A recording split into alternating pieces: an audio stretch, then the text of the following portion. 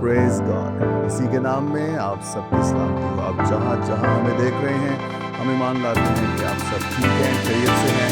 मिसाली गिराना की एक और जबरदस्त एपिसोड के साथ हम आपके हुजूर में हाजिर हैं और हम ईमान लाते हैं कि सारी एपिसोड की तरह ये एपिसोड भी आपके लिए बरकत का, तरक्की का, आपके लिए आशीष का होगी। मैं आपका होस्ट पास्टर शौकत सदीक और मेरे साथ प्रेज गॉड। यीशु मसीह के नाम में आप सबकी सलामती हो। हम उम्मीद करते हैं कि आप सेहतमंद हैं, तंदुरुस्त हैं और आप हमारी मिसाली घराना की एपिसोड्स को एंजॉय कर रहे हैं। एक और ज़बरदस्त एपिसोड लेकर आए हैं। हमारा ईमान है कि ये एपिसोड भी आपके लिए बरकत का, इनकरेजमेंट का बायस बनेगी। मैं आपका होस्ट पास्टर शौकत सदीक और मेरे साथ एज यूजुअल मौजूद हैं मैं आपकी होस्ट आयज़ा तारिक आपको आज मिसाली घराना की एक और खूबसूरत एपिसोड में खुशामदीद कहते हैं। हमारे साथ मौजूद हैं खुदा के खादिम पास्टर साजिद याकूब और उनकी अहलिया सिस्टर स्लोमी साजिद। पास्टर साजिद याकूब ना सिर्फ खिदमत कर रहे हैं बल्कि आप बिजनेस भी करते हैं और इसके साथ साथ आप गवर्नमेंट जॉब भी कर रहे हैं। 3 in 1 पैकेज है। हालेलुया। ये हम इनसे सुनेंगे इनकी लाइफ स्टोरी को, इनकी लाइफ जर्नी को कि कैसे ये सब कुछ को मैनेज करते हैं। आप पासवान हैं, आप बिजनेसमैन हैं, आप गवर्नमेंट जॉब कर रहे हैं और इसके साथ साथ आप एक हस्बैंड हैं, एक फादर भी हैं। तो pastor ji, God bless you, thank you very much आपके प्रीशियस टाइम के लिए। बताइए कि कब से रिश्ते अज़दवाज में बंधे हुए हैं, अपना ज़रा तारुफ करवाइए प्लीज़। सर मेरा नाम पास्टर साजिद याकूब भट्टी है और 2010 से मैं रिश्ते अज़वाज में हूँ और निजात याफ्ता मैं शादी से पहले ही हूँ। मैंने 2004 से जो है तौबा की है, बपतिस्मा लिया है और खुदावंद के साथ चल रहा था और फिर 2010 में जो है 9 में मैं खिदमत में आ गया पर सबके साथ और तब से लेकर अब तक मैं खिदमत में हूँ और ज़िंदगी में काफ़ी अप एंड डाउन्स आए हैं, काफ़ी चीज़ें ऐसी तलख़ भी आईं, कुछ ख़ानदानी प्रेशर भी होता है, कुछ बहनों भाइयों के भी बीच में जो है रहकर फिर आपको पता है कुछ चीज़ें होती हैं उनको फेस करना पड़ता है, बर्दाश्त करना पड़ता है। लेकिन खुदावंद ने हर पल हिम्मत दी है, हर पल संभाला है और एक ही है मेरे पास, जब भी हमें कोई प्रॉब्लम आती है, कोई मुश्किल आती है तो दुआ में झुकते हैं, खुदावंद से कहते हैं कि खुदावंद ये प्रॉब्लम है, ये मसला है और इसको कोई इंसान नहीं हल कर सकता तेरी मदद चाहिए। और खुदावंद ही अब ही की मदद से ये हल हो सकता है। तो वहाँ से मदद मिलती है और परेशानी में भी शादमानी आ जाती है और कभी मायूस भी हुए तो खुदावंद के हुज़ूर जब गए हैं तो फिर खुदावंद ने तसल्ली से भरा है और कभी कभार खुदावंद ने ये भी कहा है कि वेट भी किया है और कभी खुदावंद ने फ़ौरन जो है उसका यहाँ अपडेट किया है, जल्दी जवाब दिया और इस तरह से जो है ज़िंदगी आगे बढ़ रही है सर। Wonderful wonderful. कितना अरसा हो गया आपकी शादी को? तकरीबन 16 साल सर हो गए। 16 साल हो गए जी। हैं। और कितने बच्चे हैं? 3 बच्चे हैं सर, एक बेटी है बड़ी, उसके बाद एक बेटा है और एक छोटी बेटी है। सो 2 बेटियां हैं, एक बेटा है। एक बेटा है। जी। क्या कर रहे हैं वो?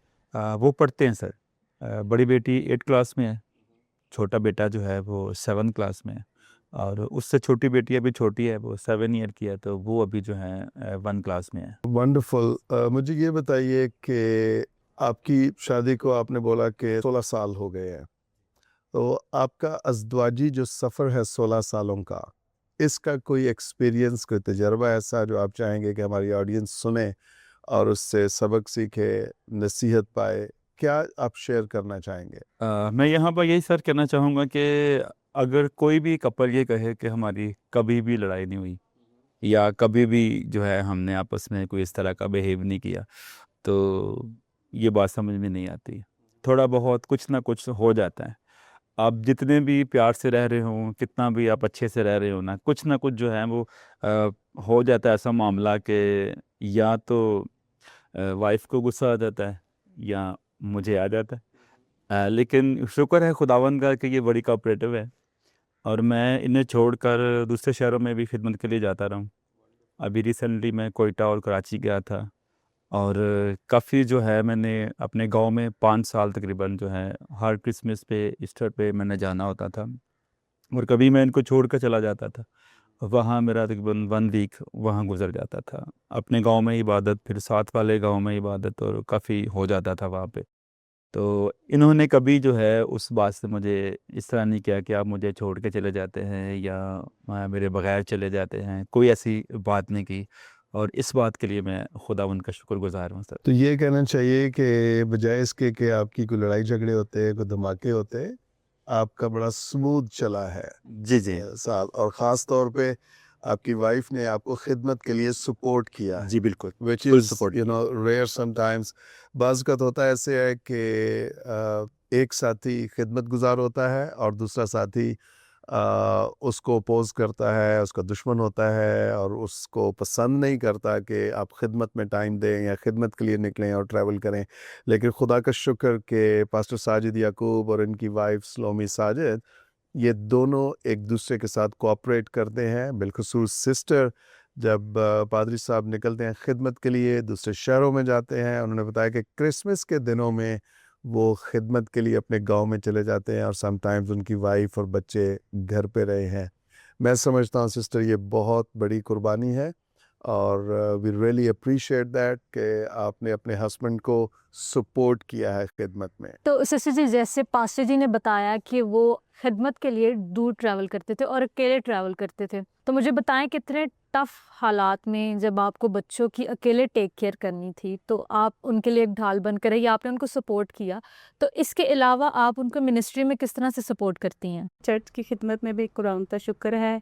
मैं बहनों की मीटिंग भी लेती हूँ, संडे स्कूल भी, और जितने प्रोग्राम्स अपने दुआ से लेकर हर एक काम में मैं उनके साथ देती हूँ।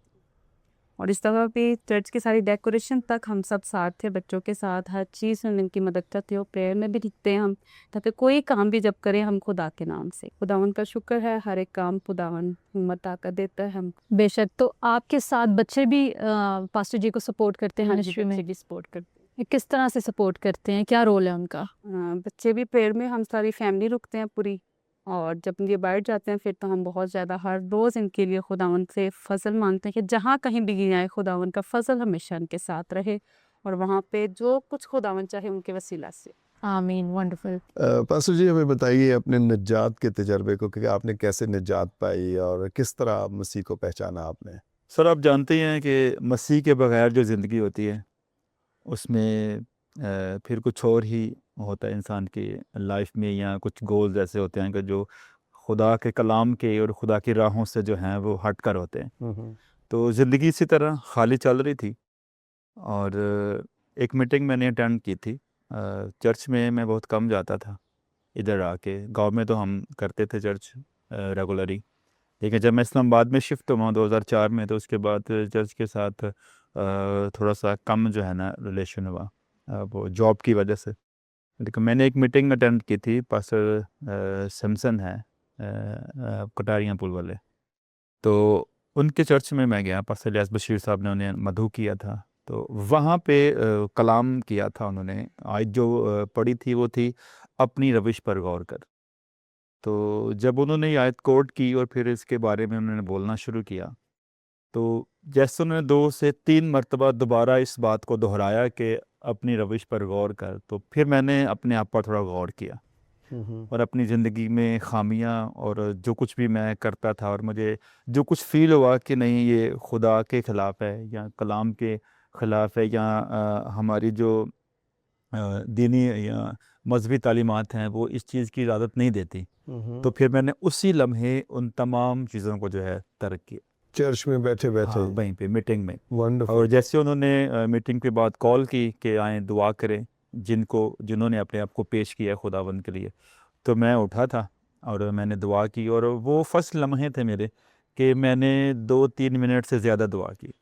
वाओ! मुझे अल्फाज मिले, और फिर वहीं पर जो है मुझे जो है रूह कुद्स का तजुर्बा भी हुआ, और वाओ! खुदावंद ने मुझे भरा, और तब से लेकर आज तक फिर मैंने एक वादा किया खुदा से कि मैं कभी भी जो है पलटूंगा नहीं, मैं कभी भी वापस नहीं जाऊंगा उन राहों पे, और आज तक खुदावंद ने मुझे जो है वो साबित कदम रखा हुआ है। आमेन, दिस इज़ वंडरफुल। कलाम में भी ये लिखा है कि हल पे हाथ रख के फिर पीछे नहीं देखना, और खुदा के खादिम कह रहे हैं कि मैंने उस दिन फैसला किया कि अब मैं पीछे नहीं पलटूंगा, बल्कि मैं सीधा जाऊंगा, खुदावंद के पीछे चलूंगा।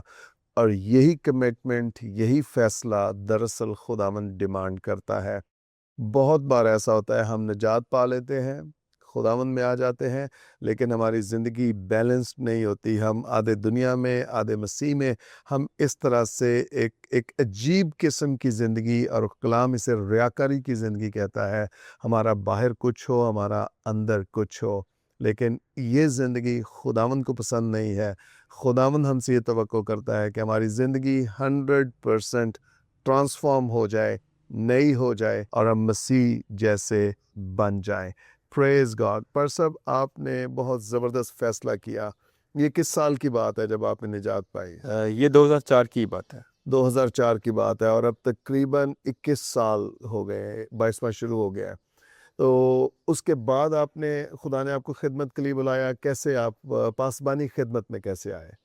पासबानी खिदमत में सर ये था कि गांव में अशद ज़रूरत थी, ठीक है। वहाँ पे हमारे पास जो खादम आते थे वो काफ़ी दूर से आते थे। तो मैं वैसे बचपन से ही जो है ना मसीही बुक्स पढ़ता था। मेरे दादा एक चर्च के एल्डर थे, तो वो तो अनपढ़ थे, लेकिन उन्हें साल में 1 या 2 दफ़ा बुक्स आती थी। तो पैशन मेरे अंदर शुरू से ही था। एक मैंने बुक पढ़ी थी, उसका नाम था पीला जहाज़।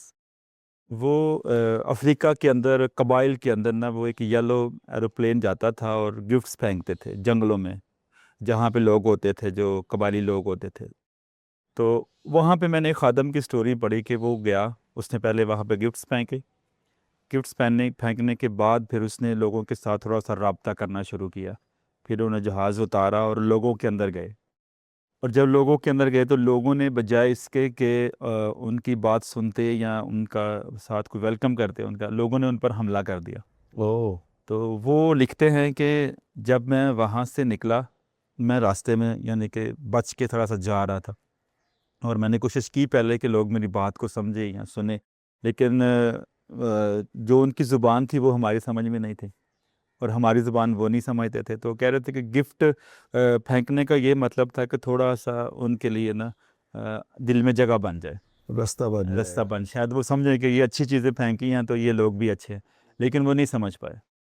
तो वहाँ जब मैंने उनकी स्टोरी पढ़ रहा था तो उसमें लिखा था कि वो जब गए हैं उनसे निकल कर आगे, तो आगे उन्हें जो है ना एक शेर मिल जाता है रास्ते में।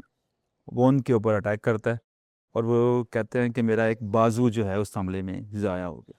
ओह! और मैं फिर ज़ख्मी हालत में आगे बढ़ा, क्योंकि जो हमारा कैंप था वो काफ़ी दूर था, और सिचुएशन ये थी कि हम दोबारा एरोप्लेन पर नहीं चढ़ सकते थे, क्योंकि वो थोड़ा हट के था। तो कैंप हमें नज़दीक पड़ रहा था, तो हम कैंप की तरफ अपने भागना शुरू किया। तो वो कहते हैं कि आगे जब मैं गया हूँ तो आगे एक शाख जो है ना वो मेरी आँख में चुभ गई, तो मेरी एक आँख भी ज़ाया हो गई।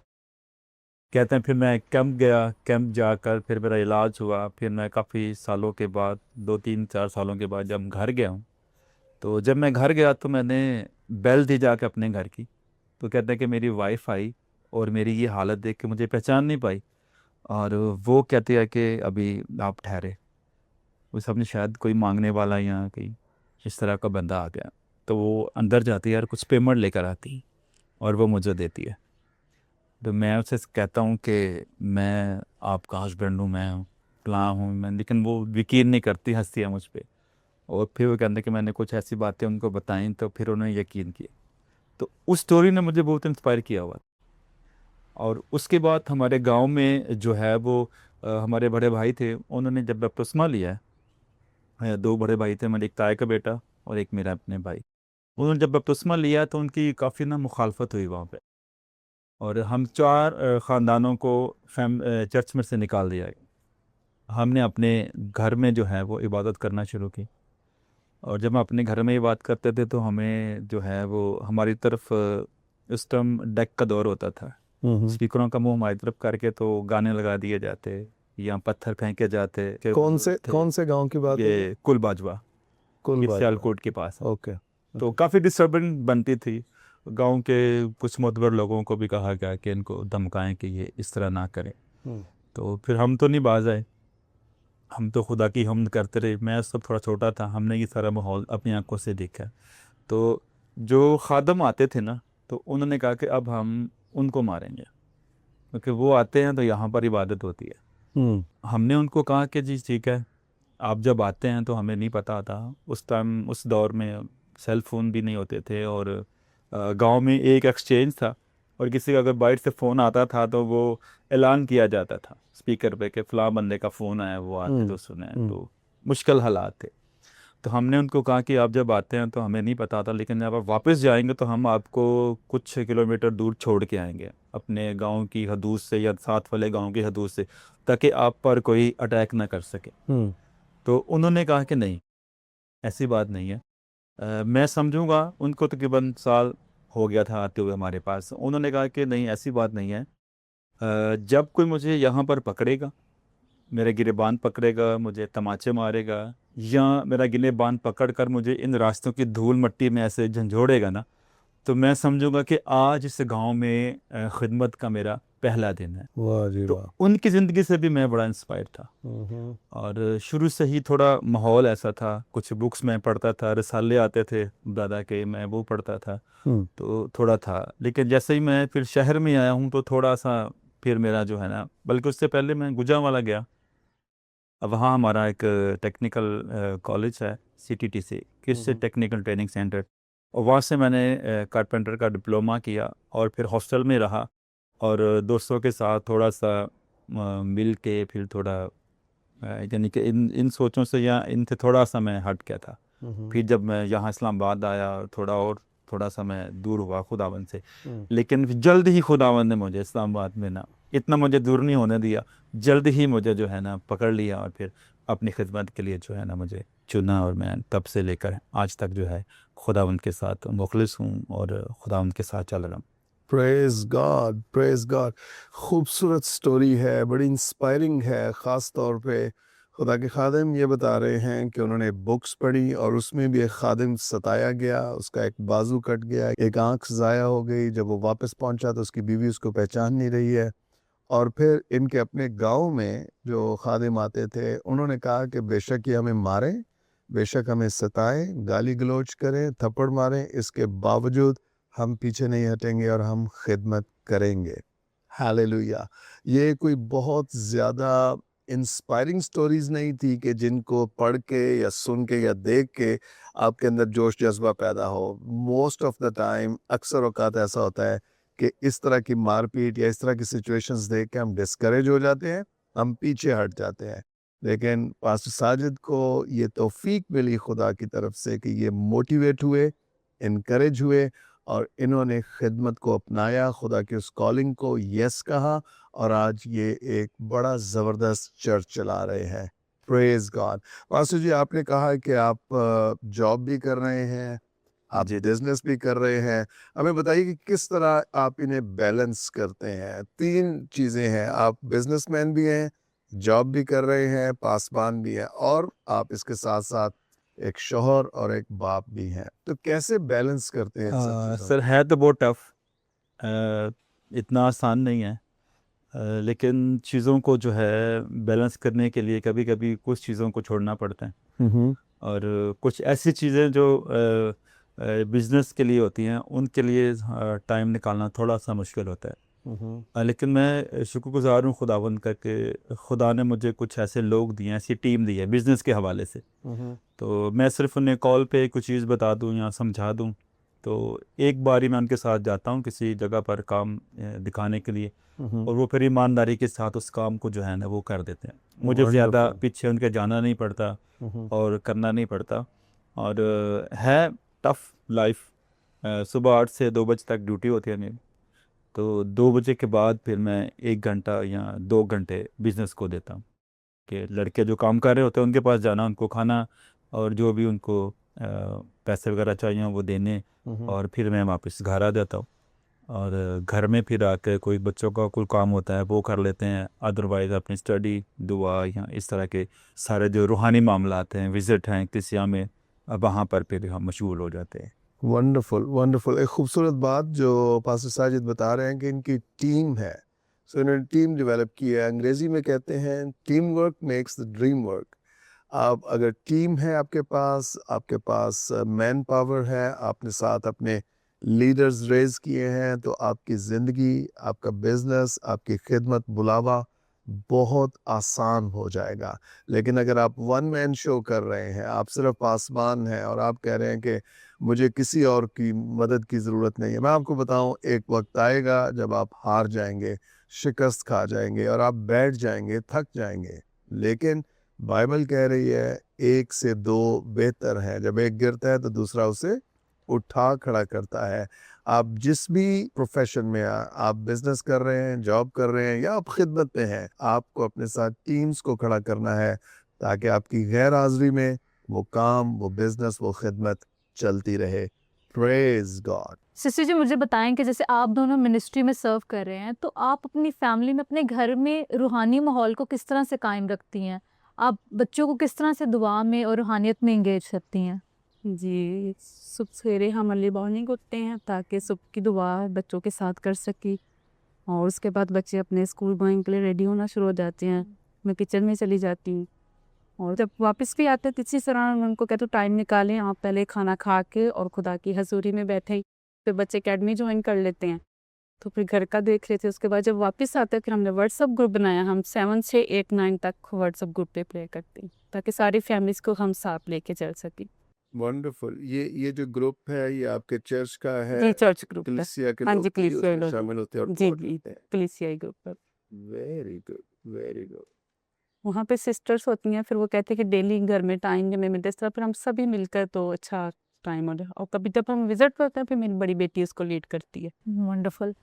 तो जैसे सिस्टर जी ने बताया कि ना सिर्फ अपने बच्चों को बल्कि कलीसिया की बहनों को भी अपने साथ रूहानियत में लेकर चलती हैं। उन्होंने व्हाट्सएप ग्रुप क्रिएट किया ताकि कोई भी इस चीज़ से खाली ना रह सके, खुदा की हजूरी हर इंसान तक पहुंच सके। Wonderful sister. पास्टर साजिद, हमें बताइए कि एक शख्स किस तरह से बेहतर चीज़ों को बैलेंस कर सकता है, चूँकि आप 3-4 काम इकट्ठे कर रहे हैं। एक तो आपने बताया कि आपके पास टीम है, जी। घर को भी, खिदमत को भी, काम, बिजनेस। आप ऑडियंस को या यंग पास्टर्स को क्या मैसेज देना चाहेंगे कि वो किस तरह से बेहतरीन तौर पे इन चीज़ों को बैलेंस करके चल सकते हैं? जी सर, मैं यही कहना चाहूँगा कि जो पहले हमने बात की है टीम वर्क की, जब हमारे पास मजबूत टीम वर्क है तो फिर हम जो है किसी प्रॉब्लम का या किसी मुश्किल का शिकार नहीं हो सकते। और चर्च में भी मेरी जो टीम है मजबूत है, मेरे बड़े भाई हैं, साथ वो होते हैं। फिर यहाँ पर मैं एक और नाम देना चाहूँगा, हमारे डीकन हैं, डीकन जमशेद मेरे साथ होते हैं। और चर्च के जितने भी इवेंट्स होते हैं और संडे मीटिंग है या प्रेयर मीटिंग्स हैं, मैं बाज़ औक़ात एंड टाइम पे आकर शामिल होता हूँ। ऑन टाइम होता तो मैं आता हूँ। उनकी सेटिंग करना, सारा काम करना, सारे मेरे टीम का काम। वंडरफुल। और मेरे आने से पहले सब कुछ जो है वो सजा होता है, बना होता है, हर चीज़ अपने जगह पर होती है। और इसमें मेरे बड़े भाई जो हैं, भाई जमाल, उनका बहुत रोल है चर्च में मेरे साथ। वो जब भी हमारे प्रोग्राम्स होते हैं तो खाना वो बनाते हैं, पहले सारा इंतज़ाम करते हैं चर्च के अंदर का, साउंड सिस्टम सेट करना, जमशेद के साथ मिलकर सफाई करना, जितना भी होता है।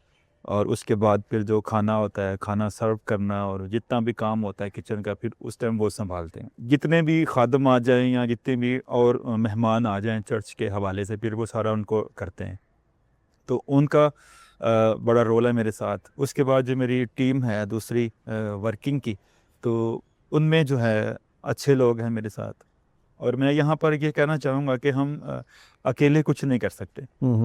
जब हम एक टीम बनाएंगे तो इससे ये है कि टीम बनाने से, अगर वर्किंग में या बिजनेस में हम टीम बनाते हैं, तो इसमें यह है कि आपको तो अर्न हो ही रहा है, लेकिन इसके साथ आपके साथ जो लोग जुड़े हैं उनके ख़ानदानों को भी कुछ ना कुछ अर्न हो रहा है। तो ये भी खुदावंद की एक ब्लेसिंग है कि आपके वसीला से किसी का घर चले या किसी की ज़िंदगी के जो मामलात हैं वो थोड़े से बेहतर हो जाए। तो मैं यही कहना चाहूँगा कि हमेशा हर काम में एक टीम वर्क ज़रूरी है। और खुदा ने मूसा से भी कहा कि टीम वर्क बना, तू अकेला पूरी कौम का बोझ नहीं उठा सकता। तो हमें कलाम भी ये सीख देता है। मसीह ने शागिर्दों को साथ मिलाया ताकि काम जो है वो आगे बढ़ सके। तो इस तरह है कि कोई भी काम है, अगर खिदमत का काम है या बिजनेस है, तो उसको हम टीम वर्क के साथ जो है अच्छा कर सकते हैं। हम्म, और फिर प्लस पॉइंट इसमें ये होता है कि अगर आप अपनी टीम की इज्जत करें, उनको जो Wonderful. है प्रायोरिटी दें हम्म, और उनकी ज़रूरियात को या उनके जो मामलात हैं उनको भी देखें। जब आप उनके मामलात को सही हल करेंगे तो वो फिर आपको कभी भी जो है छोड़ कर नहीं जाएंगे। और मेरे साथ जो लड़के काम करते हैं उनमें से एक दो ऐसे लड़के हैं कि मैं जब अपने बच्चों के लिए फ्रूट लेता हूँ आते हुए, अगर मेरे साथ हों तो मैं उनको भी लेके देता हूँ। और जो उनकी उजरत बनती है उससे मैंने उनको ज़्यादा ही पेमेंट करनी होती है। मैंने कभी कम नहीं की और कभी उनको पूरी पेमेंट नहीं की, एक्स्ट्रा मैं करता हूँ। और इस वजह से वो, मैं जब भी उन्हें कॉल करता हूँ तो वो कहीं बिजी भी हों तो वो टाइम निकाल के मेरे पास आके कि जी पास साहब आपने जो है वो कहा है तो हम पहले इसको निपटा लेते हैं। तो इस तरह जो है कि मजबूत जो है वो रिलेशन है मेरा मेरी टीम के साथ। और जब आपका रिलेशन आपके टीम या आपके आपके वर्कर के साथ होगा तो फिर आप जो है ज़बरदस्त तरीके से काम कर सकेंगे, क्योंकि आपने उनको खुश रखना है तो वो फिर आपका काम जो है ना सही चलता जाएगा। Awesome awesome awesome. भाई कह रहे हैं कि ना सिर्फ बिजनेस के मैदान में इनकी टीम है बल्कि खिदमत के मैदान में भी टीम के साथ काम कर रहे हैं। Praise God. और ये बाइबल की बुनियादों पर है। मसीह के साथ उसके शागिर्द थे। मूसा को खुदा ने, चूंकि मूसा सारी अदालत खुद लगा के बैठा होता, मूसा के खुसर को खुदा ने यूज़ किया कि जाकर मूसा को सलाह दे कि इस तरह तो तू रह जाएगा, तो कैसे काम करेगा। और मूसा ने फिर नाजिम मुकर्रर किए। ये बिब्लिकल पैटर्न है। आप यकीन कीजिए जब आप टीम के साथ चलते हैं, टीम बनाते हैं, उसमें प्रॉब्लम्स आते हैं, हर्डल्स आते हैं, लेकिन एक चीज़ श्योर है, आपका काम बहुत आसान हो जाता है। और वो काम जो आप 10 दिनों में करते हैं, अगर टीम आपके पास है तो वही काम आप शायद 2, 4, 5 दिनों में कर सकेंगे और आप बेहतर परफॉर्मेंस दे सकेंगे। आपको खिदमत में भी टीम्स की ज़रूरत है। मेरे बहुत सारे ऐसे तजर्बात हैं, बहुत सारे खुदाम ऐसे हैं जो थक गए हैं, रह गए हैं, क्योंकि वो वन मैन शो किया करते थे। वो कहते सब कुछ मैं ही हूँ, मैं ही सब कुछ करूँगा। नहीं, आप सब कुछ नहीं है। सब कुछ अगर कोई है तो वो सिर्फ खुदा है। आप, मैं, हम सब एक दूसरे के मोहताज हैं और हमें एक दूसरे की मदद लेनी चाहिए। प्लस इसके साथ साथ ये है, जो टीम आपके साथ खड़ी हो रही है, जिसे आप डेवलप कर रहे हैं, एक वक्त आएगा कि वो आपको रिप्लेस करेंगे। आप जब दुनिया से रुखसत हो जाएंगे, वो आपकी खिदमत को संभाल लेंगे। वही मेंटल, वही अनॉइंटिंग, वही बरकत उनकी ज़िंदगियों पर आ जाएगी। वंडरफुल पास्टर जी, बहुत ज़्यादा शुक्रगुजार हैं। आप एक टीम प्लेयर हैं और आप टीम्स के साथ मिलके काम करते हैं, वर्क प्लेस पे भी और चर्च में। तो सिस्टर जी, जैसे पास्टर जी ने बताया कि उनका मिनिस्ट्री में एक बहुत इंपॉर्टेंट रोल है, तो मुझे बताएं कि फैमिली को किस तरह से सपोर्ट करते हैं अपार्ट फ्रॉम इनकी मिनिस्ट्री। फैमिली को भी शुक्र है, खुदा अच्छे तरीके से सपोर्ट करते हैं। बच्चों का तो काम वो तो करते हैं, अगर कहीं जाना खानदान में तो साथ जाते हैं। कभी कभार होता है कि मुझे अकेले जाना करता है, लेकिन मोस्टली साथ ही। तो मुझे आप दोनों ये बताएं कि आपके बच्चों के लिए क्या फ्यूचर प्लान्स है। आप आने वाले 10-15 साल में अपने बच्चों को कहाँ देखना चाहते हैं? बहन, बच्चे जो हैं वो एक तो ये है कि उनके अपने भी प्लान है। बड़ी बेटी है वो मेडिकल में जाना चाहती है, तो उसके लिए मेहनत कर रही है, पढ़ रही है। और बेटे का अभी फाइनल नहीं है, वो कभी कहता है मैं आर्मी में जाऊंगा और कभी कहता है कि मैं कुछ और बनूंगा। तो छोटी जो बेटी है वो भी फाइनल नहीं कर रही। तो इनके जो अपने गोल्स हैं उनके लिए तो हम मेहनत कर रहे हैं, उनको पढ़ा रहे हैं, स्कूल कॉलेज, अगर यूनिवर्सिटी तक जाएं तो हम उनको सपोर्ट करेंगे और यूनिवर्सिटी तक भी इनको पढ़ाएंगे। लेकिन इसके साथ साथ बेटी जो है वो खिदमत में आना चाहती है साथ, एज ए वर्शिपर। अभी वो हारमोनियम की क्लासेस भी ले रही है। और बेटा जो है वो ढोलक, तबला और कीबोर्ड, इन चीज़ों को जो है वो सीखने जा रहा है और कर रहा है। और इस तरह हम चाहते हैं कि वो खुदा से भी जुड़े रहें और अपना जो उनका प्रोफेशन है कुछ माइंड में बना उसके साथ भी जुड़े रहे। और खुदा के साथ जोड़ना इसलिए ज़रूरी है कि अगर वो खुदा के साथ वफ़ादार होंगे तो अपने प्रोफेशन के साथ भी वफ़ादार होंगे। फ़र्ज़ करें अगर वो मेडिकल में जाना चाहती है, डॉक्टर बनती है, तो बाज़ औक़ात लोग पोस्टेज पर पहुंच जाते हैं, वो डॉक्टर बन जाएंगे, इंजीनियर बन जाएंगे, लेकिन उन्हें आगे बंदे को डील करना नहीं आता और फिर लोग शिकायत करते हैं कि ये कैसा डॉक्टर है, इसको तो बोलने की तमीज़ नहीं है। तो मेरा ये है कि बच्चों की ऐसी तरबियत करें कि अगर वो किसी पोस्ट पर पहुँचे, किसी ओहदे पर जाए, तो जो उनके पास आएँ, अगर वो डॉक्टर बनती है, कोई पेशेंट आता है, तो उसके साथ उसको बोलना कैसे है, उसका बिहेव कैसा होना चाहिए, ये चीज़ें जो है ना उसको सिखाना ज़रूरी है। अगर वो खुदा के साथ रहेगी तो अपने प्रोफेशन में भी जो है वो कामयाब होगी और बेहतर तरीके से जो है उसको कर सकेगी। तो सिस्टर जी, आप इसके बारे में कुछ कहना चाहेंगी? जी यही है कि खुदावंद उनको इस्तेमाल करे अपनी खिदमत के लिए। जो मेरा एम है यही है कि बच्चे खुदा के लिए इस्तेमाल। तो ये बहुत अच्छा विजन है सिस्टर जी और पास्टर जी का कि उनके बच्चे अपने काम के ज़रिए खुदा के नाम को जलाल दें और खुदा उनको इस्तेमाल करे अपने काम के लिए। पर सर मैं इसमें कुछ ऐड करना चाहता हूँ। जैसे मैंने आपको बताया कि मैं खिदमत करता हूँ, साथ में जॉब है और फिर बिजनेस भी है, और इसके साथ साथ खुदा ने मुझे शायरी का भी एक ना नेमत दी हुई है। वाह जी और वाह। मैं खुदा के जलाल के लिए और अपनी कौम की इनकरेजमेंट के लिए कुछ ना कुछ लिखता रहता हूँ। गीत भी लिखता हूँ, लेकिन मोटिवेशनल जो चीज़ें हैं वो भी मैं अक्सर लिखता हूँ। इसमें एक शेर मैं आपके साथ शेयर करना चाहूँगा। Sure sure. खंजर ना तलवार ना कोई हथियार उठाने वाले हैं, खंजर ना तलवार ना कोई हथियार उठाने वाले हैं, हम मसीही है कांधे पर सलीब उठाने वाले। Wonderful wonderful. Praise God. इन सारी अच्छी बातों के साथ साथ ये एक और टैलेंट कह लें या एक नेमत कह लें जो खुदा ने दी है, जो अदब से रिलेटेड है। खुदा के खादम अदबी तौर पर भी एक अच्छा ज़ौक रखते हैं और शायर भी हैं। खुदा का शुक्र इन सारी नेमतों के लिए। हम उम्मीद करते हैं कि आपको इस एपिसोड से बरकत मिली है, आप इनकरेज हुए हैं। आप ना सिर्फ खिदमत बल्कि जॉब भी कर सकते हैं, ना सिर्फ जॉब, आप बिजनेस भी कर सकते हैं, और इसके साथ साथ आप अदबी ज़ौक भी रख सकते हैं।